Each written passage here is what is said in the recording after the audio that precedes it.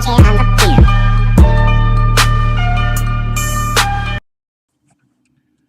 on, family? It's your boy HK Young Knowledge. How y'all feeling today, family? Hope everybody's doing all right tonight. Just want to say shout out to everybody. Thanks for everybody for tuning in to the show. Got a very good show for y'all today, family. Want to say that I hope everybody had a good day yesterday. Had a good Sunday. I know yesterday was, some people call Easter or whatever you want to call it. You know what I'm saying? I just hope everybody had a good time. If you did spend time with your family, which I know we got this quarantine and, nobody can really go anywhere. You know what I'm saying? But, you know what I'm saying? Like I said, I hope everybody had a good day. And with that being said, happy Monday, happy Moon Day to everybody. Thanks once again. Thanks for everybody for tuning into the show. Got a good show to y'all to do for y'all today, family. Today I want to talk to y'all, have a conversation about relationships real quick, family. We live in a trying time right now, and I want to read some things to y'all.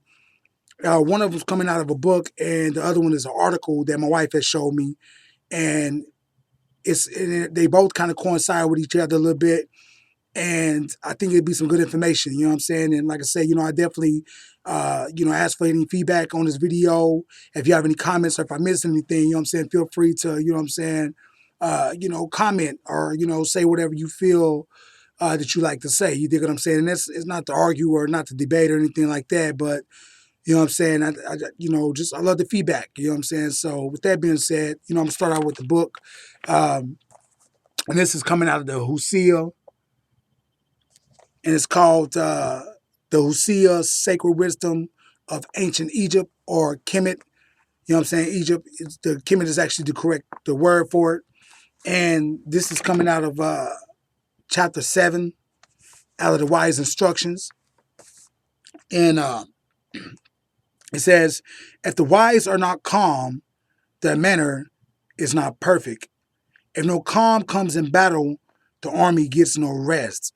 If there is no calm between feast, the master and the mistress cannot enjoy themselves. I want to read that part again real quick because, like I say, we are having a conversation about relationships real quick, and I think that to me, you know what I'm saying, that's one of the most important things inside of this section to me. You know what I'm saying? It says, if no calm comes in battle, the army gets no rest. If there's no calm between feasts, the master and the mistress of the house cannot enjoy themselves. And if there's no calm in the temple, God abandons it. This praise is given to the wise because of their calm, and old age is a good time in life because of the calm that comes with it. Now, the reason why I want to read that part again, about the mistress and the master of the house is because, simply with the fact that, when everything is so busy, you know what I'm saying? One of the things that can happen inside of a relationship is miscommunication can be going everywhere. You dig what I'm saying? And one of the things that, I think that not just for yourself, but also for your relationship, you know what I'm saying? You need that peace inside of your relationship. You know what I'm saying? If you want to make your relationship flourish, you know what I'm saying? Because, you need that peace so you can gain some peace of mind. You know what I'm saying? Because what people don't understand is that, a lot of the relationships that end up, breaking up, splitting up, is either due to, one or two things. The majority is simply because, there's no peace in their relationship, or the fact that there's miscommunication inside of their relationship. And I think that's one of the things that, most people should be trying to work on inside their relationship, is trying to fix the miscommunication that they're having, if they're having miscommunications inside of their relationships. You know what I'm saying? So, but it, like it says, if there's no calm between feasts, the master and the mistress cannot enjoy themselves. You can't even enjoy yourself in your own home because there's no peace. You dig what I'm saying? And that's a very important thing is finding your peace, because, one of the things that if you can't find your own peace, how can you, think that you're going to bring peace to somebody else? You know what I'm saying? If y'all are in this relationship together.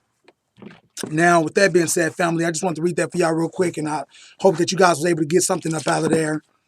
Now, what I want to read for y'all also is something that's coming out of the New York Times, and it's talking about domestic violence, right? Now, when most people think about domestic violence, right, they think about, the physical abuse. That's the first thing that they think about, is they think of physical abuse, but I think that the physical abuse is actually the last step. And this is my opinion. You know what I'm saying? For me, seeing, people who have been in abusive relationships and who are maybe even still being in abusive relationships, it gets abusive. Abuse is the effect when it's got to that level. You dig what I'm saying? Now, there are other type of abuses, you know what I'm saying? Because it's not just the physical abuse. You also have mental abuse. And I think that there's actually more mental abuse that's happening than the physical abuse, with, and when I say the mental abuse, that's, from people talking to each other, cussing at each other, screaming at each other, yelling at each other, saying things to each other to, put each other down. And that's a form of violence. That's the it's the violence of the words. You dig what I'm saying? To where you can, cut somebody down to a level to make them feel a certain way. You know what I'm saying? And then, like I said, once y'all get to that into that situation, then it builds momentum. It starts, by word of mouth, and then it gets physical. You dig what I'm saying? So, but I'm gonna read this for y'all real quick. It says, mounting data suggests that domestic abuse is acting like an opportunistic infection, flourishing in the conditions created by the pandemic. There was every reason to believe that the restrictions imposed to keep the virus from spreading would have such an effect, said Marianne Hester, a Bristol University sociologist who studies abusive relationships. Domestic violence goes up whenever families spend more time together, such as Christmas, summer vacations. She said now, with families in lockdown worldwide, hotlines are lighting up, with abuse reports leaving governments trying to address a crisis that experts say they should have seen coming. Now, I agree, yeah, they probably, should have seen this coming. And, once again, like I said before, in my personal opinion, from, from me observing, is the fact that, before it gets to, the physical, it starts by the words first, and then, when people, they take out their frustrations on each other, then they start to, want to hit and stuff.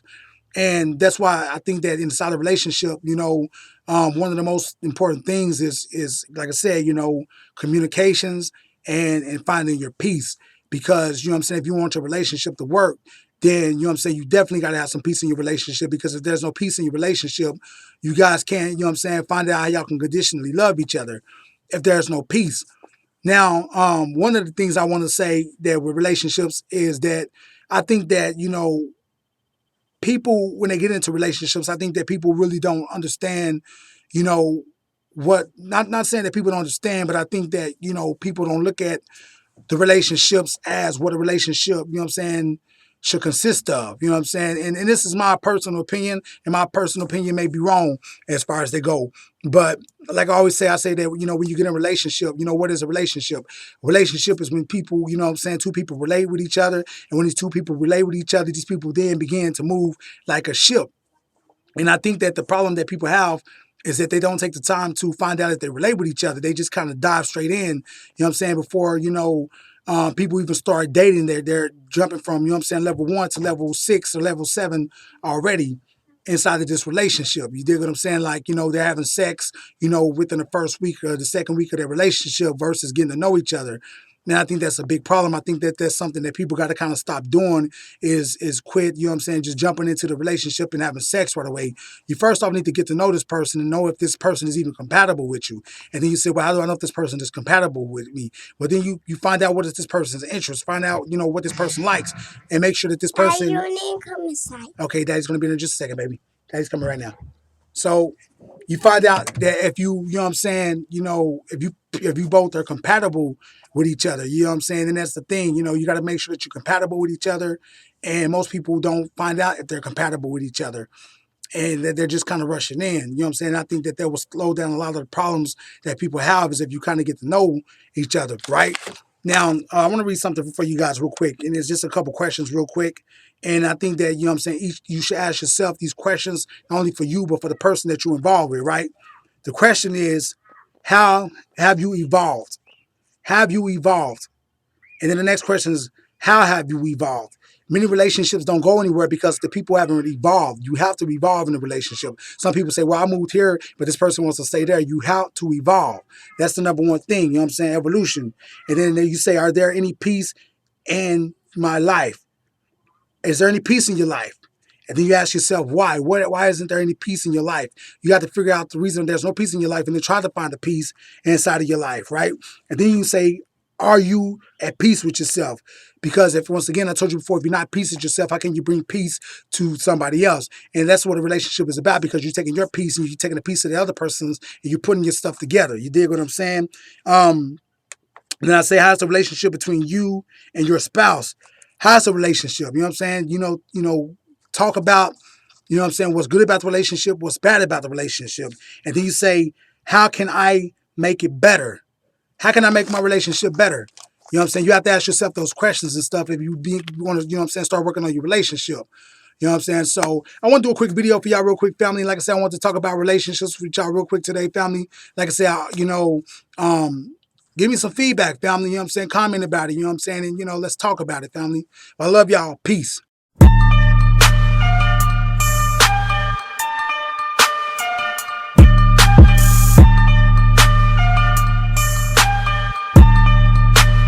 AJ